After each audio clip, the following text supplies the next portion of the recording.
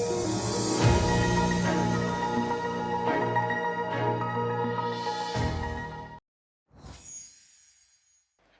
ដាមបើវិញពីនឯករដ្ឋទូតវិសម័យនឹងពេញសមត្ថភាពនៃសាធារណរដ្ឋជាមនិតចិនប្រចាំកម្ពុជា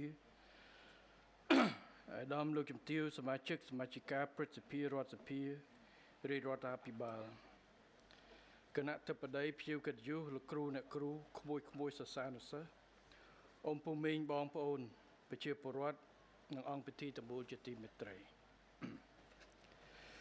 ថ្ងៃនេះខ្ញុំពិតជាមានសេចក្តីសោមនស្សរីករាយដែលបានចូលរួមពិធីសម្ពោធដាក់ឲ្យប្រើប្រាស់ជាផ្លូវការកំណត់ផ្លូវជាតិលេខ7ពីស្គុនទៅកំពង់ចាមក្រុងកំពង់ចាមក្រោមក្របខ័ណ្ឌឥណទានសម្បទានពីរដ្ឋាភិបាលនៃសាធារណរដ្ឋប្រជាមានិតចិននិងក្របខ័ណ្ឌថវិកាជាតិជាមួយអាយដាមវាងវិពិនឯករដ្ឋទូតនៃសាធារណរដ្ឋប្រជាមានិតចិនប្រចាំប្រជាណាចក្រកម្ពុជានិងអាយដាមលោកជំទាវលោកស្រីលោកយាយលោកតាអ៊ំពូមីងបងប្អូនប្រជាពលរដ្ឋនៅទីនេះផ្អែកតាមរបាយការណ៍របស់អាយដាមពេញពនីរដ្ឋមន្ត្រីក្រសួងសាធារណការនិងដឹកជញ្ជូនកំណត់ផ្លូវជាតិលេខ7នេះមានប្រវែងប្រមាណ45.5 គីឡូម៉ែត្រចាប់ពីរង្វង់មូលស្គុនដល់រង្វង់មូលស្ពានគីហ្សូណាក្រុងកំពង់ចាមនឹងបានចំណាយថវិកាប្រមាណជិត$118 លានគឺក្នុងនោះមួយផ្នែកធំបានមកពីឥណទានសម្បទានរបស់រដ្ឋាភិបាលនៃសាធារណរដ្ឋប្រជាមានិតចិននិងមួយផ្នែកទៀតបានមកពីថវិកាបរិភាគរបស់រាជរដ្ឋាភិបាលកម្ពុជាកំណត់ផ្លូវជាតិលេខ7នេះត្រូវបានស្ថាបនាជាប្រភេទផ្លូវក្រាលបេតុងកៅស៊ូ AC សម្រាប់កម្រាស់9 សង់ទីម៉ែត្រនិងបេតុងសរសៃដែកកម្រាស់26 សង់ទីម៉ែត្រដែលមានកន្លងធ្វើចរាចរណ៍ចំនួន4កន្លងទៅមកនិងកន្លងនីមួយៗប្រវែង3.75 ម៉ែត្រនិងមានសួនពុះទ្រូងផ្លូវប្រវែង1 ម៉ែត្រកន្លះមិញតាមរបាយការណ៍របស់អាយដាមពេញពនីគឺផលចំណេញផ្នែកសេដ្ឋកិច្ចបង្ហាញថាគម្រោងនេះនឹងផ្ដល់ផលចំណេញខ្ពស់ក្នុងអត្រាប្រមាណ 15.27% ដែលជាអត្រាចំណេញខ្ពស់ពីការវិនិយោគលើគម្រោងកសាងផ្លូវជាតិហើយជាបងប្អូនខ្លះឆ្ងល់ចំលឺសូរតែចំណេញ 5-10% តិចបងលុយដែរ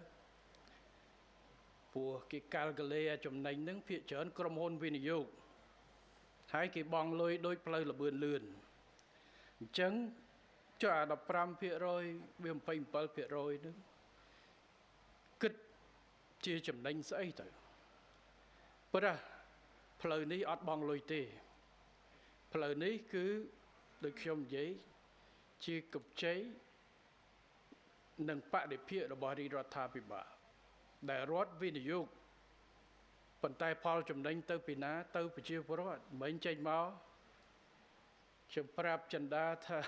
អាដាមបាល់កែតខ្ញុំថាបានផ្លូវនេះមួយហាងតាម៉ាប់លែងស្ងាត់ហើយកាលមុនគេកិច្ចក្រុងកំពង់ចាមពេលខ្លះមកពីខាងទិសឦសានគេមានផ្លូវជាតិលេខ8ហើយផ្លូវលេខ11បាទព្រោះបើមកកាត់ឆ្លងស្ពានគីហ្សូណាមកដល់ក្រុងកំពង់ចាមចេញមកដល់ស្គុនកាត់កំពង់សៀមកាត់ព្រៃឈរយឺតព្រោះផ្លូវចៀតបាទអញ្ចឹងផល15% ជាងនេះគឺផលស្អីផលចំណេញពីការដឹកជញ្ជូនបើន័យថាបង្រួមដីមិនណាដើរលឿនជាងមុនប្រវែងនៅតែ45 គីឡូដដែលតែកាលមុនជិះ1 ម៉ោងឥឡូវផ្លូវប៉ុណ្ណេះជិះប្រហែលជាកន្លះម៉ោងបាទព្រឹកមិញនេះក្រុមជំនួយការគេកាល់កាឡេឲ្យខ្ញុំគេថាពីផ្ទះតាខ្មៅមកដល់នេះ1 ម៉ោង 20 នាទីដល់ចេញឡានមកខ្ញុំមកដល់ហួសព្រែកលៀបប៉ុន្តែចម្ងាយផ្លូវតែ90 គីឡូម៉ែត្រ 1 ម៉ោង90 គីឡូម៉ែត្រហើយយើងបើក120វាអត់ត្រូវ1 ម៉ោងកន្លះ ប្រហែលជាគេភ្លេចគិតពីស្គុនមកនេះផ្លូវស្អាតផ្លូវឡើង4គីឡូទៅ2មក2អញ្ចឹងផលនៃការធ្វើដំណើររបស់ប្រជាពលរដ្ឋដែលនៅចន្លោះពីស្គុនមកធ្វើដំណើរបានលឿនជាងមុនចំណាយដឹកកសិផលក៏បានចំណាយតិចជាងមុនព្រោះតឡានប្រឆេះគិតនាទីគិតគីឡូថ្លៃប្រេងតែបើគីឡូតដែរតែនាទីអាចបើកលឿនជាងមុនជាងការសំចៃទី2ការខូចខាតទៅលើរថយន្តទៅលើអីផ្សេងក៏មានកម្រិតចឹងជាពិសេសកសិផលរបស់ប្រជាពលរដ្ឋប៉ុន្តែមិនត្រឹមតែកសិផលទេចំពោះការវិនិយោគចន្លោះនេះក៏អាចតាក់ទាញបន្ថែមនៅការបើកនៅវិស័យឧស្សាហកម្មបើករោងចក្របើកកន្លែងផលិតបើកហាងអីផ្សេងព្រោះឥឡូវបើទៅក្រុងកំពង់ចាមឬមួយទៅចការលើបើយើងទៅចការលើកន្លងទៅអាចថាមកដល់វងមូលស្គុនកាច់ទៅតាមផ្លូវកំពង់ធំចាក់ចុះមកវិញអត់មកតាមនេះយូរតែឥឡូវផ្លូវនេះលឿនបាទអញ្ចឹងកាត់តាមផ្លូវនេះទៅដល់ត្រើងឡើងមកវិញអញ្ចឹងតាមផ្លូវហ្នឹងមានលទ្ធភាពអាចដឹកជូនហើយទៅកំពង់ធំទៅអីក៏ល្អបាទតែថ្ងៃមុខយើងអាចពង្រឹងបន្ថែមផ្លូវពីត្រើងទៅផ្លូវបំបែកកំពង់ធំចការលើអញ្ចឹងយើងធ្វើសន្សំយើងធ្វើមួយជំហានប៉ុន្តែទោះជាយ៉ាងណាដល់ពេលមួយយើងនឹងបានផលទាំងអស់នេះហើយគឺជាការអភិវឌ្ឍបានន័យថាយើងមិនអាចប្រៀបធៀបផ្លូវជាតិលេខ7នេះជាមួយផ្លូវលបឿនលឿនពិតប្រាកដមែនប៉ុន្តែប្រៀបធៀបជាមួយនឹង3ឆ្នាំមុនដែលយើងឬមួយក៏តែមួយឆ្នាំជាងមុនដែលផ្លូវនេះនៅលំបាកមិនទាន់មានបេតុងហើយកស៊ូ AC នេះគឺមានការវិវត្តខ្លាំងហើយខ្ញុំជឿថាក្នុងរយៈពេល5ទៅ10ឆ្នាំក្រោយផ្លូវនេះនៅតាមបណ្ដោយផ្លូវនេះនឹងកាន់តែរីកនេះគឺជាលើកទី1ដែលខ្ញុំធ្វើដំណើរពីស្គុន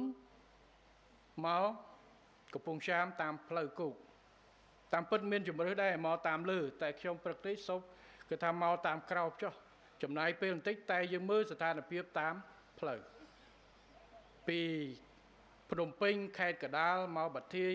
មកជើងព្រៃស្ថានភាពយ៉ាងម៉េចហើយជាពិសេសពីស្គុនយើងមកដល់នេះយ៉ាងណាប្លែកហើយខ្ញុំជឿថាបងប្អូនប្រជាពលរដ្ឋនៅទីនេះក៏មានការសប្បាយចិត្តហើយខ្ញុំក៏សូមអរគុណណាស់ចំពោះប្រជាពលរដ្ឋបាទចំពោះប្រជាពលរដ្ឋដែលរស់នៅតាមបណ្ដោយផ្លូវដែលគ្រប់គ្រងទៅដល់ការធ្វើផ្លូវការពង្រីកផ្លូវដែលធ្វើផ្លូវថ្មីពីមុនយើងសល់ដីច្រើនមុខផ្ទះប៉ុន្តែផ្លូវតូចតែឥឡូវយើងសល់ដីតូចជាងមុនប៉ុន្តែផ្លូវបានលឿនបម្រើទៅដល់ការធ្វើដំណើរដល់សេដ្ឋកិច្ចរបស់យើងបានច្រើនហើយនេះគឺជាផលដែលកើតបាទទឹកឆាព្រំប្រុសព្រំស្រីកន្លែងទេសចរផ្សេងក៏អាចបង្កើតនឹងតាក់ទាញព្រោះបើគេទៅមកស្រួលព្រោះឥឡូវធ្វើដំណើរបងប្អូនដែលពិបាកបំផុតលែងចង់ទៅបំផុតគឺទៅណាដែលស្ទះបាទហើយផ្លូវនេះមកដល់ពេលនេះខ្ញុំគិតថាយ៉ាងហោច5ទៅ10ឆ្នាំទៀតអត់ស្ទះទេពីភ្នំពេញមកអញ្ចឹងគឺបង្កលក្ខណៈសំបីតែវិស័យទេសចរនឹងការធ្វើដំណើរ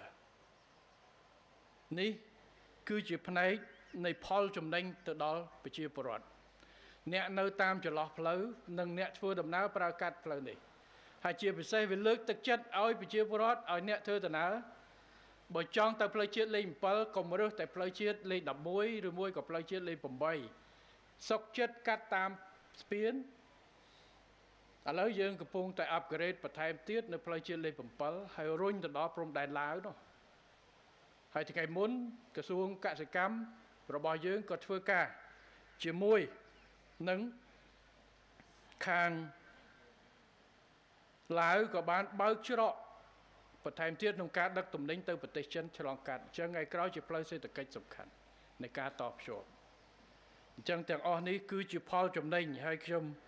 មិនដឹងថាគេប្រើរូបមន្តអីចេញ15%ខ្ញុំជឿថាបើ15%គិតប្រហែលតែឥឡូវទេប្រហែលជាអាចកាត់ចំណាយមួយចំនួនស្អីមួយចំនួនប៉ុន្តែបើសិនជាសក្តានុពលដែលផ្លូវនេះអាចទាញវិនិយោគ បង្កើតការងារអីបន្ថែមទៀតប្រហែលជាលើសនេះបាទតែយើងគិតថាកាលកលេនេះការគណនានេះប្រហែលជាការកាត់បន្ថយចំណាយអីមួយចំនួនចំពោះមុខប៉ុន្តែសក្តានុពលគឺបានច្រើនហើយកាលពីមុនដែលថាកដបឥឡូវឡើងទៅជាកដបហើយលំហូរវាដូចគេដូចឯងហើយកាលមុនថាពីនេះបើកឡានការខ្ញុំនៅកងទ័ពចុះពីកំពង់ចំមករៀងតឹងបន្តិចបាទតែដល់ពីស្គុនទៅពេញមកផ្លេតឥឡូវអត់មានពាក្យដឹងទៀតទេលែងកដបទៀតហើយពីគីហ្សូណាមកគឺកាត់កំពង់សៀមកាត់ជើងព្រៃកាត់ព្រៃឈរយើងទេអត់មានបញ្ហាទៀតទេបាទនេះគឺជាផលដែលប្រជាពលរដ្ឋយើងបានហើយកំណើននៃទេសចរក៏កំណើននៃចរាចរណ៍ក៏មិនជាបន្ទុកធ្ងន់សម្រាប់ការធ្វើដំណើររបស់ប្រជាពលរដ្ឋយើងនេះគឺជាការសម្រេចចិត្តដ៏ត្រឹមត្រូវរបស់រាជរដ្ឋាភិបាលពីអាណត្តិមុនដែលសម្ដេចតេជោជាអតីតនាយករដ្ឋមន្ត្រីបានសម្រេចនៅក្នុងការរៀបចំតែថ្ងៃនេះយើងសម្ពោធនៅទីនេះយើងអាចថាជានិមិត្តរូបនៃទំនាក់ទំនងនិងការបន្តនៃទំនាក់ទំនងចីរភាពនៃទំនាក់ទំនងកម្ពុជាចិនផងពួកខ្ញុំមើលរូបភាពវិញបើកជាមួយសម្ដេចតេជោអតីតនាយករដ្ឋមន្ត្រីជាមួយឯកឧត្តមអតីតវ៉ាងវិនធានអតីតឯកអគ្គរដ្ឋទូតដល់សម្ពោធចូលអាណត្តិថ្មី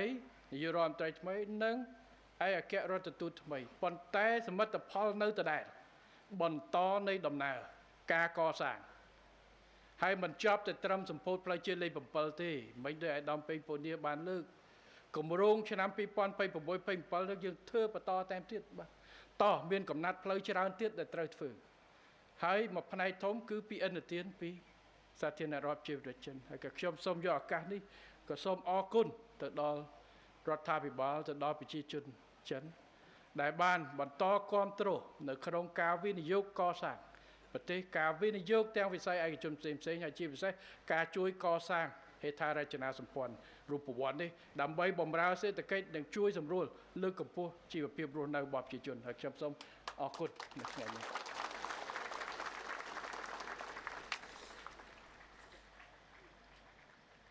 រាជរដ្ឋាភិបាលកម្ពុជាតែងតែចាត់ទុកផ្លូវ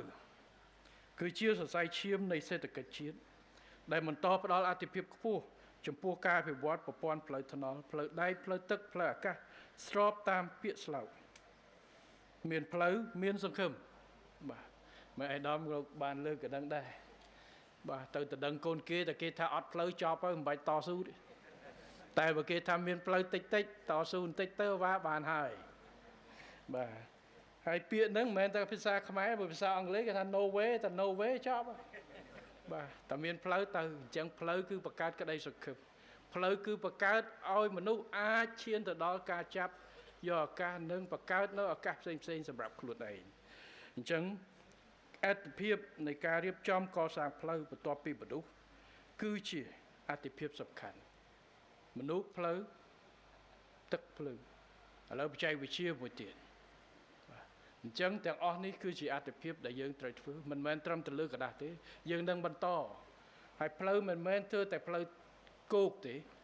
ហើយផ្លូវគោកក៏មិនមែនធ្វើតែផ្លូវថ្នល់មួយដែរប្រព័ន្ធផ្លូវដែកក៏យើងនឹងត្រូវពង្រឹងអ្វីដែលមានស្រាប់និងរៀបចំកិត្តគូកសាងរយៈពេលវែងពួកវាក៏ជួយថ្ងៃក្រោយជួយច្រើននៅក្នុងការកាត់បន្ថយមិនងាយឃើញអទេសភ្លើងស្ទះចរាចរណ៍ទេអទេសភ្លើងអាចដឹកទំនិញបានច្រើនជាងឡានអញ្ចឹងតម្លៃដឹកជញ្ជូន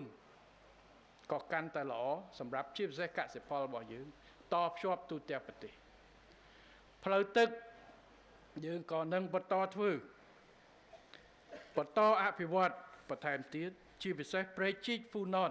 របស់យើងដែលនឹងតភ្ជាប់ទន្លេមេគង្គទន្លេសាបទៅសមុទ្របាទអញ្ចឹងថ្ងៃក្រោយកសិផលលែងចាំបាច់តែទៅផ្លូវគោកទៀតហើយគឺអាចចុះទឹកតែម្ដងដឹកឥឡូវយើងមានគម្រោងស្ដារពីភ្នំពេញឡើងទៅកំពង់ឆ្នាំងឡើងមកមួយផ្នែកនៃខេត្តកំពង់ចាមតាមទន្លេមេគង្គអញ្ចឹងថ្ងៃមុខយើងនឹង ស្ដាររហូតទៅដល់កាចេះដើម្បីតភ្ជាប់ពីហើយយើងកំពុងកសាងផែពហុបំណងនៅខេត្តកាចេះអញ្ចឹងតាមបដោយផ្លូវនឹងមានផែសម្រាប់ដឹកទន្លេសាបដូចគ្នាអញ្ចឹងការកសាងនេះគឺថែមដើម្បីយើងតភ្ជាប់ពលានយន្តហោះនៅភ្នំពេញយើងកំពុងតែតាក់ទងរៀបចំធ្វើយ៉ាងណាដើម្បីបង្កើតជាមជ្ឈមណ្ឌលភស្តុភារកម្មតំបន់បើសិនដែលអាចធ្វើទៅបានផែសមុទ្រភ្នំខេត្តព្រះសីហនុយើងកំពុងកសាង Master Plan ប្លង់មេដើម្បីទៅជាមជ្ឈមណ្ឌលភស្តុភារកម្មតំបន់អញ្ចឹងថ្ងៃក្រោយពាក្យថាតំបន់នេះគឺហេដ្ឋារចនាសម្ព័ន្ធទ្រង់ទ្រាយធំបំពាក់គ្រឿងកម្រិតខ្ពស់ដើម្បីធានាភាពប្រកួតប្រជែងនេះហើយគឺជាការតភ្ជាប់ហើយផលដែលធ្វើនៅទៅនោះវាឆ្ងាយឥឡូវតែបើយើងតភ្ជាប់ទៅថ្ងៃក្រោយផលដោយអ្នកកំពង់ចាមអ្នកកាចេះអ្នកកំពង់ធំដែលនៅតាមបណ្ដោយទន្លេនេះផងហើយខេត្តដែលមិនជាប់ទន្លេបាត់ដំបងរវយនឹងអាចតភ្ជាប់តាមបន្តិចបណ្ដោយទន្លេរុញចុះទៅក្រោមផងដែរនេះគឺជាការរៀបចំប្លង់មេនៃហេដ្ឋារចនាសម្ព័ន្ធពួកផ្លូវបង្កើតសង្ឃឹមផ្លូវបង្កើតសកម្មភាពសេដ្ឋកិច្ចផ្លូវ50សេដែលគ្រោងធ្វើដែលភ្ជាប់ពីខេត្តកំពង់ធំទៅកំពង់ឆ្នាំង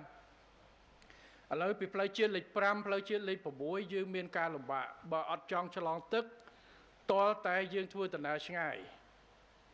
បាទទៅឆ្លងនៅព្រៃក្តាមឬមួយក៏ទៅកាត់សៀមរាបវងចុះមកប្រទាយមានជ័យកាត់បាត់ដំបងពោធិ៍សាត់ទៅវិញតែពេលដែលយើងធ្វើផ្លូវធ្វើស្ពានឆ្លងកាត់កំពង់ធំកំពង់ឆ្នាំងយើងតភ្ជាប់កាន់តែជាប់កាន់តែជិតឥឡូវពីកញ្ចេះមកកំពង់ចាមយើងមានផ្លូវប្រមាណផ្លូវជាតិលេខ7នេះមួយផ្លូវកាត់តាមក្រូចឆ្មានេះឆ្លងស្ពានស្ទឹងត្រង់មួយឥឡូវទីទៀតឆ្លងស្ពានព្រែកប្រសពធ្វើផ្លូវមួយលេខប្រមាណឯកឧត្តមពេញពនាដែលបុកមក60B នឹងតភ្ជាប់មកទៀតអញ្ចឹងទៅសៃឈាមយើងធ្វើពីមុនយើងមានតែផ្លូវជាតិធំឥឡូវយើងធ្វើឆ្អឹងជំនីទៅសៃឈាមភ្ជាប់តគ្នាដើម្បីឲ្យអ្នករស់តំបន់ហ្នឹងកាន់តែងាយស្រួលក្នុងការធ្វើដំណើរបើប្រជាជនរស់នៅកន្លែងហ្នឹងងាយស្រួលប្រជាជនទៅរស់នៅច្រើនសេដ្ឋកិច្ចក៏ទៅកើនអញ្ចឹងការតភ្ជាប់ផ្លូវនេះគឺតភ្ជាប់នៃជីវិតនិងសរសៃឈាមដែលនាំឈាមទៅចិញ្ចឹមនៅគ្រប់កន្លែងទាំងអស់នៃប្រទេសរបស់យើងនៅតាមមូលដ្ឋានយើងកសាងផ្លូវបេតុងមូលនិធិឃុំនៅតាមស្រុកបច្ចុប្បន្នអញ្ចឹងអាតូចក៏តភ្ជាប់មកសរសៃធំនេះក៏មានផ្លូវកាន់តែច្រើនបាទហើយថ្ងៃក្រោយបើជិះវិញកុំបន្ទោសថារត់ទៅផ្លូវច្រើនពេកបាទ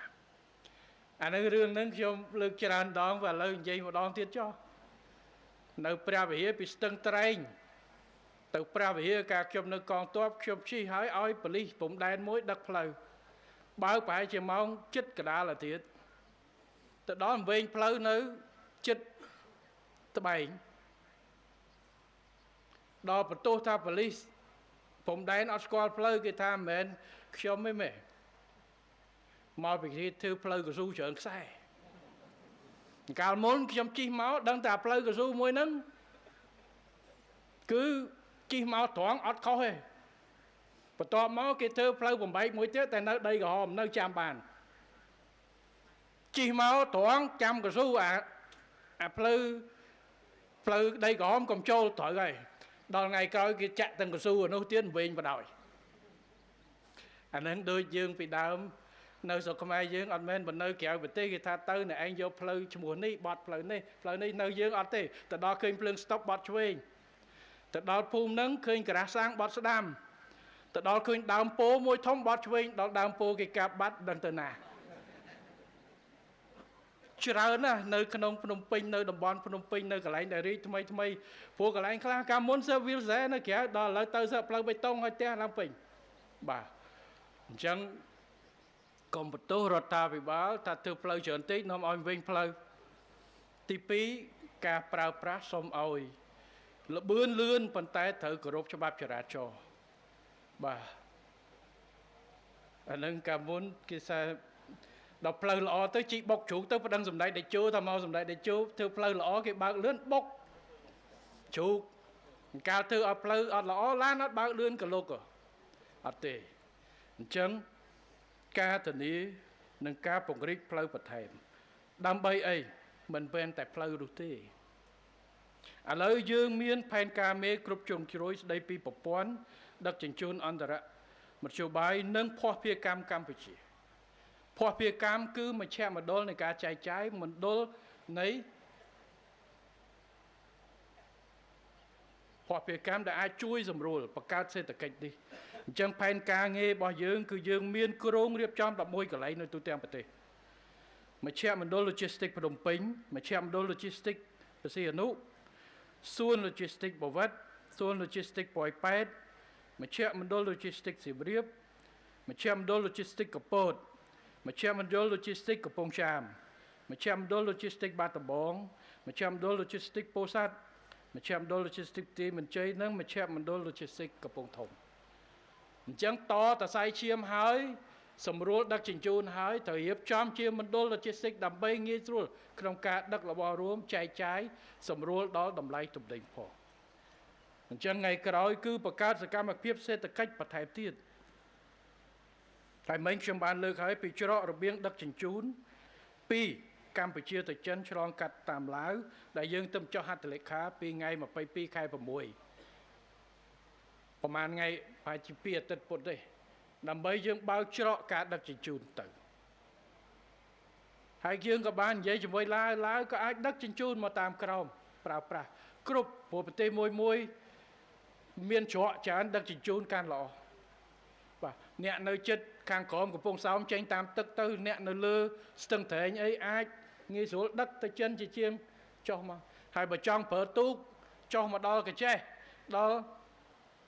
ចុះតាមផែចេញទៅតាមវៀតណាមចេញទៅតាមប្រជិកហ្វូណនទៅកំពង់សោមជំរឿសច្រើនសម្រាប់ប្រជាពលរដ្ឋយើងសម្រាប់កសិករយើងសម្រាប់ដឹកទំនិញរបស់យើងអញ្ចឹងការរៀបចំនេះគឺយើងតភ្ជាប់ហើយរាជរដ្ឋាភិបាលកំពុងតែតាក់ទាញនៅការវិនិយោគរៀបចំនៅប្រព័ន្ធ Logistics នេះចំពោះផ្លូវជាតិលេខ7នឹងតភ្ជាប់បណ្ដាញផ្លូវជាតិនិងភូមិសាស្ត្រសំខាន់ដែលអាដាមពេញពនីបានរាយការណ៍បាញ់មិញនេះកំណត់ផ្លូវនេះមិនមែនតែជាផ្លូវមួយដែលតភ្ជាប់ទៅខេត្តកំពង់ចាមហើយក៏មិនមែនជាផ្លូវតែមួយឯកោដែរវាត្រូវតភ្ជាប់ជាមួយប្រព័ន្ធផ្លូវជាតិឥឡូវគ្រាន់ផ្លូវជាតិលេខ7នេះចំណុចចាប់ផ្ដើមខាងលិចនេះគឺចាប់ផ្ដើមជាមួយផ្លូវជាតិលេខ6ទៅរាជធានីភ្នំពេញទៅទិសដៅកំពង់ធំសៀមរាបតភ្ជាប់ផ្លូវបំបីទីរួមព្រៃឈរផ្លូវជាតិលេខ60ឆ្ពោះទៅផ្លូវជាតិលេខ6ផ្លូវជាតិលេខ70ឆ្ពោះទៅកាន់ស្រុកកងមាសព្រមទាំងតភ្ជាប់ផ្លូវជាតិលេខ71ត្រង់ចំណុចផ្លូវបំបីត្រើងចូលទៅចកាលឺផ្លូវ 71C ឆ្ពោះទៅស្ទឹងត្រង់ខណៈផ្នែកខាងកើតនៃចុងខ្សែនេះតភ្ជាប់ផ្លូវជាតិលេខ8និងលេខ11ឆ្ពោះទៅកាន់ខេត្តព្រៃវែងនិងតភ្ជាប់ជាមួយផ្លូវជាតិលេខ78ឆ្ពោះទៅខេត្តត្បូងឃ្មុំព្រមទាំងតភ្ជាប់លេខ76 78ពោះទៅទិសឦសានរួមទាំងមានកញ្ចេះស្ទឹងត្រែងមណ្ឌលគិរីរតនគិរីចឹងកន្លែងនេះគឺជាកន្លែងកដាលមួយនៃការតភ្ជាប់កន្លែងដែលធ្លាប់តែកដបមិនសូវមានកិច្ចធ្វើដំណើរចំណាយពេលវេលាយូរពិបាកឥឡូវតិចទៀតគឺជាកន្លែងមួយដែលអាចមានចរន្តចរាចរណ៍កាន់តែរវល់ច្រើនបាទបង្កើតហាងលក់ដូរបង្កើតសេដ្ឋកិច្ចបង្កើតរោងចក្រអីបន្ថែមទៀតដែលតភ្ជាប់កាន់តែជិតទៅភ្នំពេញក្នុងគោលបំណងជំរុញការអភិវឌ្ឍប្រព័ន្ធដឹកជញ្ជូននិង Logistics កម្ពុជាឲ្យមានគុណភាពប្រសិទ្ធភាពតម្លាភាពគណនេយ្យភាពបរិយាបន្ននិងចីរភាពខ្ញុំសូមផ្ដល់នូវអនុសាសន៍មួយចំនួនដល់ក្រសួងសាធារណការដឹកជញ្ជូនដោយខាងក្រោមទី1ត្រូវបន្តជំរុញការរៀបចំគោលនយោបាយយុទ្ធសាស្ត្រនិងលិខិតបទដ្ឋានគតិយុត្តដើម្បីលើកកម្ពស់គុណភាពតម្លាភាពនិងគណនេយ្យភាពនៃការអភិវឌ្ឍនិងការអនុវត្តប្រព័ន្ធដឹកជញ្ជូននិង Logistics កម្ពុជា ជាមួយនេះត្រូវពង្រឹង ការអនុវត្តផែនការមេគ្រប់ជ្រុងជ្រោយស្តីពីប្រព័ន្ធដឹកជញ្ជូនអន្តរមធ្យោបាយនិងភស្តុភារកម្មកម្ពុជាឆ្នាំ2023-2033 ដោយត្រូវពង្រឹងការអនុវត្តយន្តការតាមដានត្រួតពិនិត្យនិងវិយតម្លៃសម្ដៅលើកកម្ពស់ប្រសិទ្ធភាពនៃការអនុវត្តនិងដាក់ចេញនៅវិធានការសម្របសម្រួលសមស្របនឹងទាន់ពេលសម្រាប់ដោះស្រាយបញ្ហាប្រឈមនានាទី2ត្រូវពង្រឹងការប្រើប្រាស់យន្តការភាពជាដៃគូរវាងរដ្ឋនិងឯកជនដើម្បីបន្តអភិវឌ្ឍហេដ្ឋារចនាសម្ព័ន្ធរូបវន្តគន្លឹះទាំងផ្លូវគោក ផ្លូវដែកផ្លូវទឹកកំពង់ផែនិងផ្លូវអាកាសជាពិសេសគម្រោងផ្លូវនាវាចរនិងប្រព័ន្ធ logistics គម្រោងធ្វើទំនើបកម្មប្រព័ន្ធខ្សែផ្លូវរថភ្លើងដែលមានស្រាប់ភ្នំពេញក្រុងព្រះសីហនុនិងខ្សែផ្លូវរថភ្លើងថ្មីប៉ោយប៉ែតសៀមរាបភ្នំពេញព្រមទាំងការគិតគូរអភិវឌ្ឍផ្លូវលបឿនលឿនបន្ថែមតភ្ជាប់គោលសេដ្ឋកិច្ចសំខាន់និងការអភិវឌ្ឍរបៀងសេដ្ឋកិច្ចគន្លឹះក្នុងប្រទេសទៅនឹងប្រទេសជិតខាងនិងតំបន់ទី3ត្រូវបន្តជំរុញការកែតម្រង់ស្ថាប័នកសាងមូលធនមនុស្សដើម្បីលើកកម្ពស់ផលិតភាពការងារគុណភាពសេវាកម្មប្រសិទ្ធភាពនៃប្រតិបត្តិការជាពិសេសត្រូវសិក្សាអំពីតម្រូវការធនធានមនុស្សទាំងបរិមាណនិងគុណភាពដោយផ្អែកលើទំហំការងារជាក់ស្ដែងការកំណត់តួនាទីភារកិច្ចនិងការពិពណ៌នាការងារការវាយតម្លៃលទ្ធផលការងារការរៀបចំគោលនយោបាយនិងប្រព័ន្ធបច្ចេកវិទ្យាព័ត៌មានគ្រប់គ្រងធនធានមនុស្សការកែតម្រង់រចនាសម្ព័ន្ធមុខងារនិងការអនុវត្តការងារជាដើមទី4ត្រូវពង្រឹងកិច្ចសហការជាមួយក្រសួងស្ថាប័នពាក់ព័ន្ធនិងរដ្ឋបាលថ្នាក់ក្រោមជាតិប្រកបដោយតម្លាភាពនិងប្រសិទ្ធភាពខ្ពស់ស្របតាមអភិក្រមចក្រភាពនៃប្រព័ន្ធតួអង្គតែមួយសម្ដៅកែលម្អប្រព័ន្ធ logistics កម្ពុជាឲ្យបានកាន់តែប្រសើរឡើងដែលទាំងអស់នេះមានសារៈសំខាន់បំផុតក្នុងការលើកកម្ពស់ការជឿទុកចិត្តពីសំណាក់វិនិយោគិនជាតិអន្តរជាតិនិងសាធារណជនលើកប្រព័ន្ធអភិបាលកិច្ចរបស់រាជរដ្ឋាភិបាលទី5ត្រូវយកចិត្តទុកដាក់ខ្ពស់ក្នុងការសាងសង់និងត្រួតពិនិត្យបច្ចេកទេសគម្រោងសាងសង់ហេដ្ឋារចនាសម្ព័ន្ធរូបវន្តឲ្យត្រឹមត្រូវតាមស្តង់ដារបច្ចេកទេសប្រកបដោយគុណភាពខ្ពស់និងបញ្ជៀសឲ្យបានជាអតិបរមានៅការប៉ះពាល់ជាអវិជ្ជមានលើបរិស្ថានស្រស់ស្អាតរបស់ប្រទេសយើងជាមួយនេះត្រូវបន្តពង្រឹងប្រសិទ្ធភាពតម្លាភាពនិងគណនេយ្យភាពរបស់ស្ថានីយ៍ជញ្ជីងដើម្បីជំរុញការអនុវត្តច្បាប់ឲ្យបានតឹងរ៉ឹងចំពោះយានយន្តដឹកជញ្ជូនលើសទម្ងន់កម្រិតកំណត់អាដាមពូនីបានរាយការណ៍អំពីការបំពាក់និងសាងសង់ស្ថានីយ៍ជញ្ជីងថ្លឹងរថយន្តបំពាក់ប្រព័ន្ធវៃឆ្លាតនិងត្រួតពិនិត្យដោយស្វ័យប្រវត្តិអានឹងយ៉ាងម៉េចបើកមកវាមិនបាច់ឈប់ទេគឺវាយកគីឡូហ្មងបាទចុះស្ថានីយ៍វៃឆ្លាតបាទព្រោះឥឡូវទាំងអស់សឹកវៃឆ្លាតបាទអញ្ចឹងតកង់ឡានកុំវៃឆ្លាតដែរ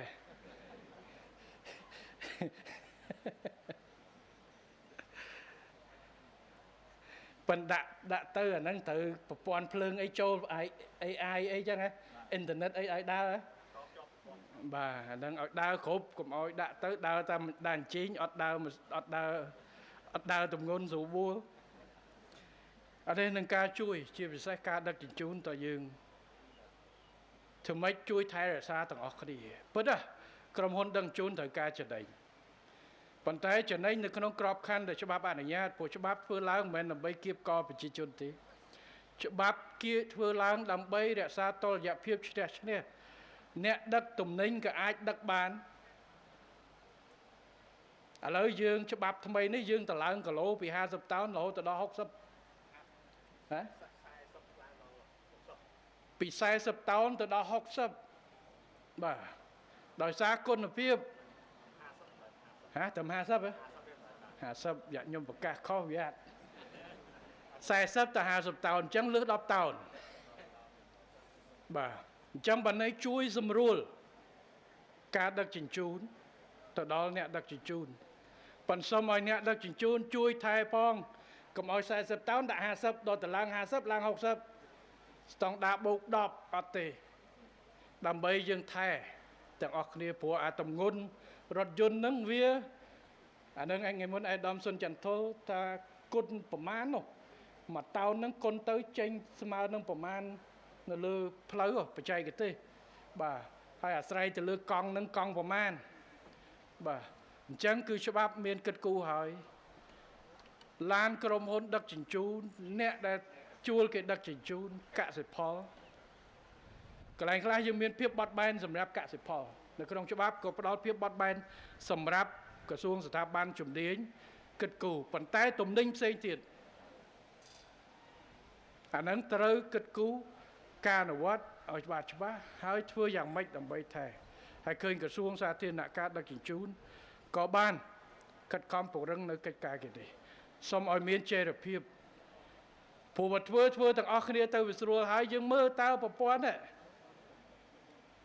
អាតាមផ្លូវរស៊ីដឹកជញ្ជូនហ្នឹងវាត្រូវចំណាយទៅលើស្អីខ្លះទៀតក្រៅពីជញ្ជីងលើសហ្នឹងដើម្បីយើងជួយកាត់បន្ថយនៅអាចំណាយផ្សេងដើម្បីឲ្យការដឹកជញ្ជូនវាចិត្តបើមិនចឹងទេផ្លូវដែលយើងធ្វើក្រុមហ៊ុនប្រហែលជា10ដឹកជញ្ជូនក្រុមហ៊ុន10ជួលអ្នកដឹកជញ្ជូនប៉ុន្តែផ្លូវសម្រាប់រាប់លានអ្នកផ្លើនឹងអាចខូចហើយការវិនិយោគរបស់រដ្ឋមិនថាជាកម្ចីមិនថាជាថវិកាបដិភិបរបស់រដ្ឋគឺសិតតែថវិកាដែលជាតិត្រូវទូខុសត្រូវសម្រាប់ប្រជាជនយើងទាំងអស់ត្រូវថែរក្សាទាំងអស់គ្នាដើម្បីជួយការពារអញ្ចឹងសូមឲ្យក្រសួងពិនិត្យមើលនៅក្នុងការអនុវត្តហើយជញ្ជីងបាទអាសាឃើញតាម Facebook រឿងផ្សេងអញ្ចឹងខ្ញុំឲ្យតែឃើញរឿងបាញ់ទៅឲ្យអាដាមពេញពនាមមើលបាទតែអញ្ជើញហ្នឹងអត់មានម៉ោងទេ24ម៉ោងហ៎បាទចាំការរហូតទេបាទអាហ្នឹងដើររហូតទៅហ៎មិនពីម៉ោង2:10រហូតទៅដល់ម៉ោង4ភ្លឺអត់ដើរទេហ៎នៅមើលច្បាស់យ៉ាប់នឹកដេកជីងដេកដែរបាទណាអាការដឹងជូនខ្លះវាអត់វាខ្លាចពលឺថ្ងៃតលតែម៉ោង2:10ម៉ោង10យប់បានវាចេញទៅម៉ោង4ភ្លឺចឹងទៅវាឈប់អាហ្នឹងមើលផងពួកអាបើកថ្ងៃបើកយប់សម្ពាធទៅលើផ្លូវដូចតែគ្នាទេធ្វើការងារហើយគឺក្រសួងចាក់ទានការទៅលើកិច្ចការងារហ្នឹងធ្វើម៉េចទាំងពង្រឹងអភិក្រមបាទនៅក្នុងការធ្វើកិច្ចការងារនេះដើម្បីធានានៅការប្រកួតប្រជែងស្មើភាពបាទយើងដឹកថែទាំផងដឹកជូនអនុវត្តគោលការណ៍ដូចគ្នាផងក្រុមហ៊ុនណាក៏ដូចគ្នាអត់មានក្រុមហ៊ុនណាអធិភាពជាងក្រុមហ៊ុនណាទេច្បាប់យើងជំរុញអនុវត្តដូចគ្នាបាទកន្លែងណាដែលមានភាពបត់បែនដោយកសិផលសម្រាប់កសិករអាហ្នឹងគឺមានអភិក្រមព្រោះកាលមុនហ្នឹងគឺក្នុងច្បាប់ពេលដែលសេច្បាប់មកគឺយើងថាទំងន់ទៅលើកសិផលគឺទុកនៅក្នុងការវាយតម្លៃជាក់ស្ដែងរបស់ក្រសួងសាធារណការឬមួយក៏ស្ថាប័នមានសមត្ថកិច្ចអញ្ចឹងបានឲ្យថាឥឡូវសមត្ថកិច្ចមានប្រមាណអញ្ចឹងមានក្រសួងអភិវឌ្ឍជនបទមានខេត្តមានក្រសួងសាធារណការអញ្ចឹងត្រូវតែមានស្តង់ដាររួមមួយគោលការណ៍យ៉ាងម៉េចឲ្យរួមកុំឲ្យសាធារណការអនុញ្ញាតប៉ុណ្ណេះដល់ពេលអភិវឌ្ឍជនបទឲ្យប៉ុណ្ណេះឧទាហរណ៍អភិវឌ្ឍជនបទឲ្យ60តោនដល់មកសាធារណការឲ្យ55តោនអញ្ចឹងបានន័យថាដឹកពីចការមកបាន60តោនតែមកដល់មាត់ផ្លូវសាធារណការត្រូវរើ10តោនចេញឯកភាពគ្នាតាំងពីដើមដល់ចប់តែម្ដងនេះគឺជាការសហការរវាងស្ថាប័នមានច្រើនត្រូវមានគោលការណ៍ស្តង់ដាររួមកុំឲ្យជន់គ្នាកុំឲ្យខ្ទាស់គ្នាហើយអនុវត្តស្រួលដល់អ្នកដឹកជញ្ជូនស្រួលដល់កសិកររបស់យើងស្រួលដល់ប៉ុន្តែត្រូវគិតការអនុញ្ញាតការលើកភាពបត់បែននេះក៏ត្រូវគិតគូរពីការធានានៅស្តង់ដាររបស់ផ្លូវនិងគុណភាពផ្លូវកុំឲ្យវាខូចមិនបានន័យថាលើកលែងឲ្យមានផាត់បត់បែននេះឲ្យហួសព្រំដែននោះទេត្រូវធានាបែបបត់បែបនេះអញ្ចឹងច្បាប់យើងចេញដើម្បីអនុវត្តឲ្យបានបើច្បាប់ចេញទៅ អត់សមស្របទៅតាមស្ថានភាពជាក់ស្ដែងអញ្ចឹងយើងទៅធ្វើវិសោធនកម្មឲ្យស្របឈ្នះប៉ុន្តែដែលយើងខ្សែវិសោធនកម្មហើយយើងធ្វើហើយគិតគូរគ្រប់ជ្រុងជ្រោយហើយត្រូវអនុវត្តតាមច្បាប់ទេអញ្ចឹងយើងបានទាំងអស់គ្នានិរន្តរភាពនៃច្បាប់កុំឲ្យដាក់ច្បាប់ចេញទៅអនុវត្តអត់បានតើតែប្រជាជនកិច្ចបានចំណេញអត់ទេគិតទាំងសេដ្ឋកិច្ចគិតទាំងទិដ្ឋភាពបច្ចេកទេសផលសេដ្ឋកិច្ចសម្រាប់អ្នកប្រើប្រាស់ដឹកជញ្ជូនខ្ពស់តែផលសេដ្ឋកិច្ចសម្រាប់ប្រជាពលរដ្ឋទូទៅអ្នកប្រើប្រាស់ឡានតូចមិនមែនត្រូវការដឹកជញ្ជូនអ្នកដែលរស់នៅកន្លែងទេធ្វើម៉េចធានាឲ្យបានយូរអង្វែងបាទការថែទាំហើយការថែទាំសម្រាប់ផ្លូវការជួសជុលថែទាំគឺយើងត្រូវធ្វើឲ្យជាប់អញ្ចឹងបញ្ហានេះវាមានច្រើនហើយយើងបានអនុវត្តកន្លងទៅហើយប៉ុន្តែចេរភាពយើងឡើងចុះឥឡូវខិតខំអនុវត្តឲ្យមានចេរភាពនៅក្នុងការគ្រប់គ្រងការដឹកជញ្ជូនលើសទម្ងន់នេះហើយជាពិសេសក្រោយពីយើងធ្វើវិសោធនកម្មច្បាប់ដែលដំឡើងកម្រិតដំឡើងទម្ងន់ជូនអ្នកដឹកជញ្ជូនហើយគឺសូមចូលរួមគោរពច្បាប់ទាំងអស់គ្នាដើម្បីយើងថែទាំដើម្បីយើងថែរក្សាឲ្យបានយូរអង្វែងនៅសមិទ្ធផលរួមដើម្បីប្រើប្រាស់ជាគុណប្រយោជន៍សម្រាប់ប្រជាជននិងសេដ្ឋកិច្ចមូលដ្ឋាននិងតាមបណ្ដោយផ្លូវរបស់យើងបាទព្រោះនេះគឺជាបញ្ហាសំខាន់ព្រោះលុយមានកំណត់តម្រូវការមានច្រើនបើសិនជាយើងថែផ្លូវនេះបានយូរថវិកាដែលត្រូវយកមកជួសជុលថែទាំឬមួយក៏ធ្វើឡើងវិញយើងអាចយកទៅធ្វើស្ពានឆ្លងទឹកជូនអ្នកណាមួយទៅយើងអាចធ្វើផ្លូវបេតុងនៅតាមឃុំតាមស្រុកឬមួយក៏ជួសជុលផ្លូវកន្លែងណាផ្សេងទៀតអញ្ចឹងបើសិនជាមួយកន្លែងយើងធ្វើហើយទី1ស្តង់ដារនៃគុណភាពនៃការធ្វើត្រូវស្តង់ដារថេបានយូរបាទអានឹងគេហៅអីកុំឲ្យចាក់ស្ដើងស៊ីក្រាស់ចាក់ក្រាស់ស៊ីស្ដើងវិញធ្វើឲ្យត្រឹមត្រូវតាមបទដ្ឋានស្តង់ដារទី2គឺការថែទាំនិងការអនុវត្តច្បាប់កុំឲ្យលើសអញ្ចឹងរួមគ្នាថែទាំជួសជុលមិនមែនតែភារកិច្ចរបស់ក្រសួងជំនាញទេប៉ុន្តែយើងប្រើប្រាស់ដោយត្រូវស្តង់ដារដឹងជូននេះហើយគឺយើងចូលរួមថែទាំហើយបាទយើងអត់ចូលរួមបំផ្លាញធ្វើឲ្យវាខូចលឿនប៉ុន្តែយើងចូលរួមថែទាំរបស់យើងទាំងអស់គ្នាព្រោះបើសិនជាផ្លូវនឹងខូចក្រុមហ៊ុនដឹកជញ្ជូនរាល់ថ្ងៃហ្នឹងក៏ត្រូវចាយលុយច្រើនដែរព្រោះគាត់នឹងត្រូវប្រើផ្លូវនឹងរហូតគាត់នឹងត្រូវចំណាយទៅលើការជួសជុលឡានរបស់គាត់ព្រោះចាប់ផ្ដើមយឺតចាប់ផ្ដើមដឹកអញ្ចឹងគាត់ចំណេញបានប្រហែលឆ្នាំតែផ្លូវនឹងខូចគាត់ចាប់ផ្ដើមបាទអាចចំណេញប្រហែលឆ្នាំនឹងលើដែលធ្វើឲ្យផ្លូវខូចលឿនគាត់នឹងត្រូវចំណាយទៅលើឆ្លងកាត់រយៈពេលយឺតខ្ទេចខ្ទីនឹងអស់ឡើងវិញអញ្ចឹងចូលរួមទាំងអស់គ្នាគឺឆ្នាំងបាយរូបថែរក្សាការពារផលប្រយោជន៍រួមទី6ត្រួតត្រូវគិតគូរសិក្សាសមិទ្ធលទ្ធភាពក្នុងការតភ្ជាប់ហេដ្ឋារចនាសម្ព័ន្ធនិងការបង្កើតមណ្ឌល logistics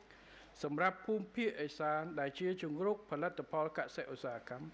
សម្ដៅលើកកម្ពស់ការអភិវឌ្ឍសង្គមសេដ្ឋកិច្ចនិងសុខុមាលភាពរបស់ប្រជាពលរដ្ឋយើងនៅក្នុងភូមិភាគឦសានស្របតាមយុទ្ធសាស្ត្រជំរុញការវិនិយោគក្នុងខេត្តទាំង4នៃភូមិភាគឦសានរបស់រដ្ឋាភិបាលមុននឹងបញ្ចប់ខ្ញុំសូមថ្លែងអំណរគុណឯកឧត្តមឯករដ្ឋទូតនិងសហការីនៃស្ថានទូតចិននិងធនាគារនីហារ៉ុនអាហារ៉ុនចិន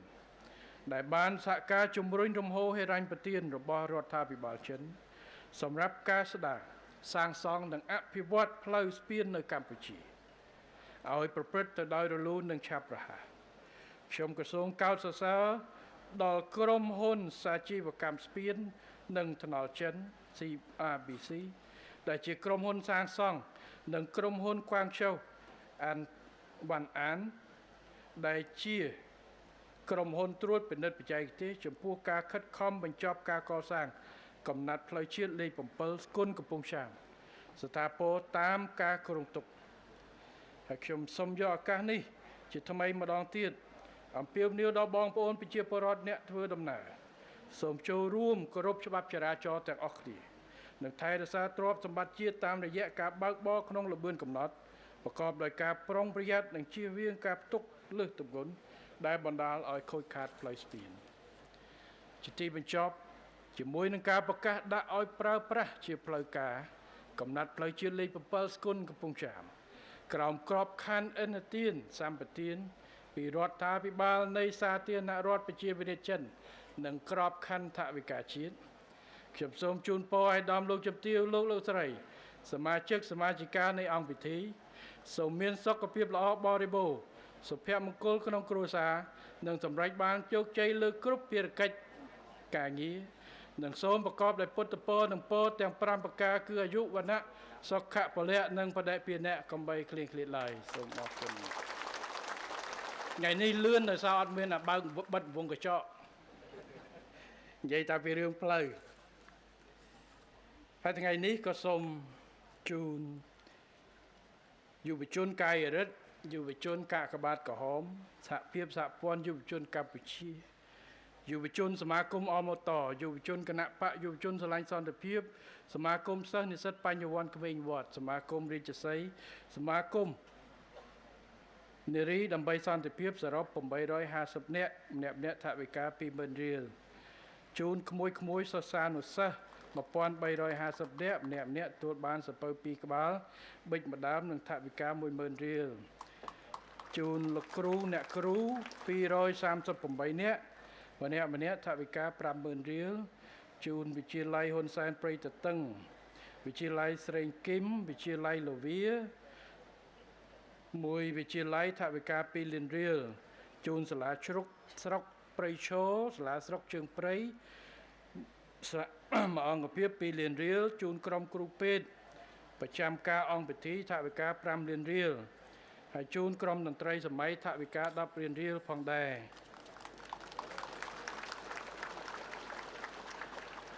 ហើយថ្ងៃនេះមានលោកស្រីហឹមស៊ីវនលោកឆាយវរៈយុទ្ធអ្នកនាងសគុណនីសាលោកគ្រីថៃពៅណាគណៈអរគណៈបាទអរគុណលោកកញ្ញាឈិនមនិចលោកគីសរិនសវិនកញ្ញាសំលីដា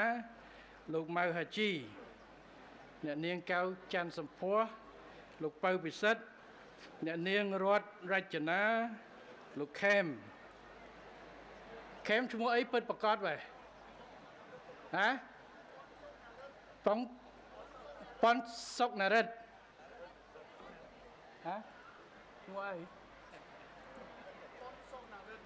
ប៉ុនសុនរិនពីណាអត់ស្គាល់ឈ្មោះខេមគឺឈ្មោះប៉ុនសុនរិនដោយថ្ងៃមុនទៅស្វាយរៀង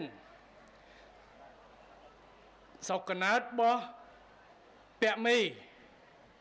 ត្រូវឡើងពាក់មេដៃឃើញពាក់មីឡើងពាក់មេដៃមិនអត់ដល់ឈ្មោះគេហៅឈ្មោះចែមច័ន្ទរាអត់ដែលស្គាល់ទៅនឹងពាក់មីសោះបាទហើយយុទ្ធដូចសោកណាតទៅនឹងថ្ងៃមុនដូចបងមកកាដូចហ៎នៅស្រុកអីអ្នកនៅបៃឈរអ្នកកងមាសប្រពន្ធបៃឈរចង់ផ្លិចផ្ទះយ៉ាត់ម៉ែលេងឲ្យចូលផ្ទះសញ្ញាពងចាមអញ្ចឹងអត់ដឹងស្គុនមកលឿនបងមកព្រឹកជិលមកដេកពីយប់អរគុណហើយបានកូនម៉ានហើយស្រីទាំងពីរតាមមួយទៀតបោះហើយជឿបងអរគុណណាស់ហើយអរគុណបានជ័យមកអរគ្នាមកពីយប់ទៅមកពីព្រឹកបាទពីព្រឹកបងវូនមកពីព្រឹកបងប្អូនមកពីយប់គេនៅក្មេងគេមានកម្លាំងជាងគេចឹងហើយយើងព្រឹកឡើងបានងើបចង់រួចពោះណាប៉ុនបងវូននៅក្មេងជាងខ្ញុំស្កៅជើងបងហើយបាទអរគុណណាស់បងប្អូនទាំងអស់គ្នាបានចូលរួមអបអរសាទរផ្លូវជាតិលេខ7របស់យើងបាទនិសាដូចទៅមកពីបារាំងទៅដូចទៅជាមួយវឌ្ឍនៈឃើញអី រំនោះអបអរសាទរណាផលិតផលយើងនៅខាងក្រៅបានជោគជ័យច្រើនអរគុណបាទហើយខាងតន្ត្រីប្រឆាំងភេរវកម្មបាទអរគុណណាមិនភេរវកម្មទេប្រឆាំងភេរវកម្មច្បាស់ណាស់ពួកខ្ញុំអង្គភាពហ្នឹងគឺអង្គភាពដែលខ្ញុំនិយាយរួមបង្កើតពី42នាក់ភារកិច្ចខ្ញុំដំបូងចប់ពីរៀនគឺបង្កើតអង្គភាពគេប្រាប់ខ្ញុំថាមកត្រឹមតែរៀនវិភាគឯងមកដល់ធ្វើការជាអ្នកសង្ខេបព័ត៌មាននិងវិភាគមកដល់ឯកឧត្តមអំយន្តទៀងប្រាប់ថាមាន42នាក់នៅពូនតុងខ្ញុំថាឲ្យខ្ញុំធ្វើអីទៅកសាងអង្គភាពប្រឆាំងភេរវកម្មទៅដល់កសាងឥឡូវឡើងប្រមាណហើយប៉ុន្តែកាលពីនៅអង្គភាពប្រឆាំងភេរវកម្មទៅដល់ណាក៏គេហៅមេភេរវកម្មមកហើយខ្ញុំថាប្រឆាំងភេរវកម្មហើយខ្ញុំមេភេរវកម្មខ្ញុំមិនមែនបងប្អូនប៊ិនឡាឌិនទេណាបាទអេនៅស្រុកយើងឯងកំពង់ចាមហ្នឹងមានចៅហ្វាយស្រុកមួយឈ្មោះប៊ិនឡាដាណាចៅហ្វាយស្រុកអីគេសែងធរកាលមុនដូចនៅពងសៀមបាទខ្ញុំធ្វើយុវជនឆ្នាំ2011ឃើញបញ្ជីយុវជនស្រាប់តែមួយប៊ិនឡាដាតែចុះមិនចេះសួរមើលអត់ទេអត់ពាក់ព័ន្ធមួយប៊ិនឡាដិនទេណាអរគុណណាស់នេះមកស្រុកកណើតហើយមកពួកខ្ញុំមកនេះតាំង2011តាំងពីនៅកំពង់ចាមមិនទាន់មានត្បូងឃ្មុំឥឡូវខេត្ត2ហើយខេត្តត្បូងឃ្មុំមកដែរណាបាទខាងកើតទលេខាងលិចទលេបាទប្រកួតគ្នាប៉ុន្តែផ្លូវជាតិលេខ7នេះគឺជួយភ្ជាប់បាទហ្នឹងហើយគេអួតនៅត្បូងឃ្មុំគេមានបឹងមួយដែលប្រចាំឆ្នាំបឹងក្រំបាទបាច់ត្រីនៅថ្ងៃណាលួចទៅប្រឡំបាច់គេដែរឃើញដូចមួយយ៉ាងដែរបាច់អស់ចឹងទៅបញ្ចូលទឹកយើងដាក់ត្រីឬត្រីចូលធម្មជាតិចូលវិញ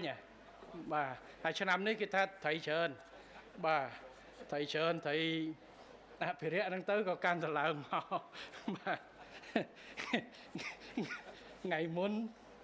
និយាយបន្តិចវាកលាស់ទៅកពុនោះទៅស្វាយរៀងខ្ញុំនិយាយច្រឡំមាត់ខ្ញុំនិយាយថាអភិរក្សធនធានត្រីដល់វាច្រឡំអភិវឌ្ឍធនធានត្រីហើយយើងកលាស់មាត់កែខ្លួនឯងទៅជាត្រីស្មានតែគេអត់លឺងាកមកប្រពន្ធទៅអត់ដឹង